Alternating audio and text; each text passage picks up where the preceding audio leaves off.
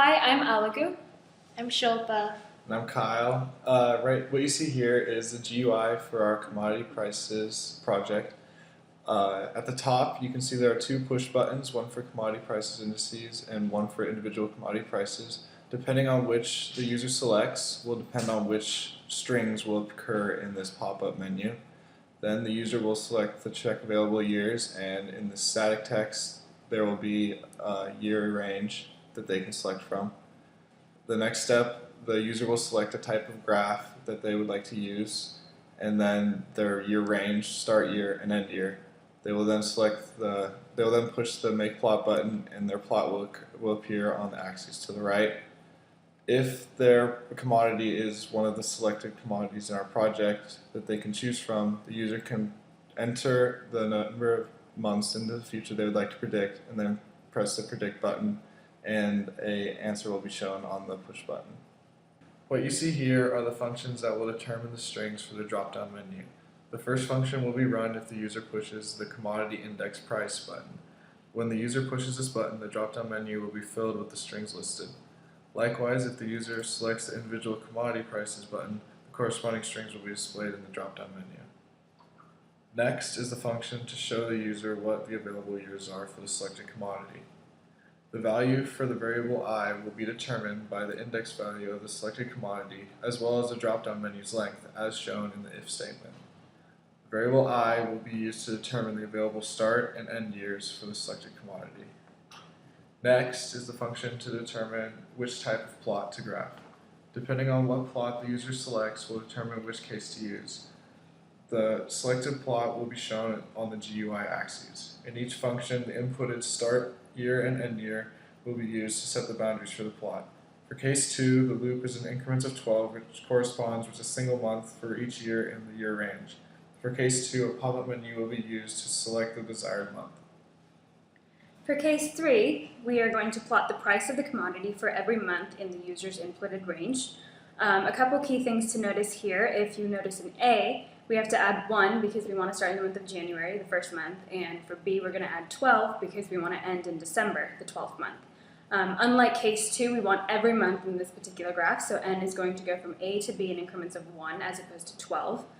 We're going to use the commodity prices variable from the beginning to find all of the prices for the index of the user's desired commodity. We are going to plot all of the user's inputted data, and we are going to label the graph accordingly. Case 4 plots a graph of the prices over the chosen years in quarters for each year. Using a for loop over the time frame split into intervals of 3, we took the mean for each quarter and graphed it using a bar graph. Case 5 uses the same concepts as Case 4, except in intervals of 12. We graphed the yearly average using a bar graph. We created an EMA function to predict the price for a commodity at a certain time in the future. We found our K constant by taking a range of prices, in our case 100, adding it to 1, and dividing 2 by this value. The rest of the EMA function is exactly as outlined by the formula. Using a for loop, we run the function 400 times to get the EMA for each month. We used a while loop with an increasing n value that inversely corresponds to the power of x. The loop will break when the coefficient of x to the highest power is greater or equal to 10 to the negative 7. We will use the polyput function and the values from the EMA to determine the coefficients. We will use the extracted coefficients from the while loop to help us determine an estimated price sometime in the future.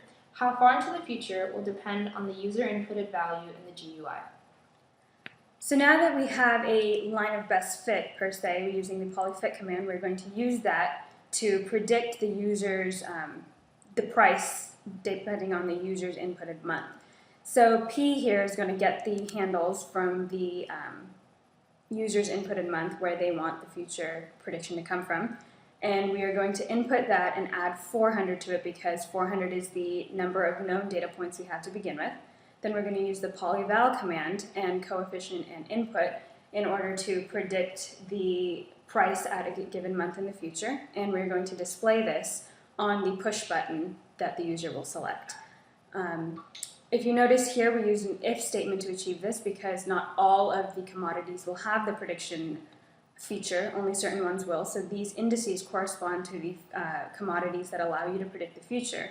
For any other commodity that is selected, the display button will show error, and you will have to go back and use a different commodity. So now, if we were to run this program, the first thing that comes up is the GUI. So we can go by commodity price indices.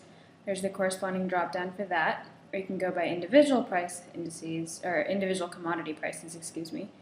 And there's all of the corresponding elements for that. We can check the available years.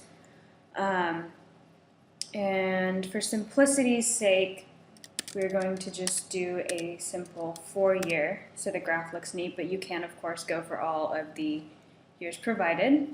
We will select it for January. There's our graph. You can shift between the different types of plots, so there's for every month in the 4-year. Here is a bar graph for the quarters, so as you can see, there's that. And there's the bar chart for every year provided. So this does happen to be one of the commodities that you can predict a future month for. So if you go 1 month in the future, there we have it, 130.5 around.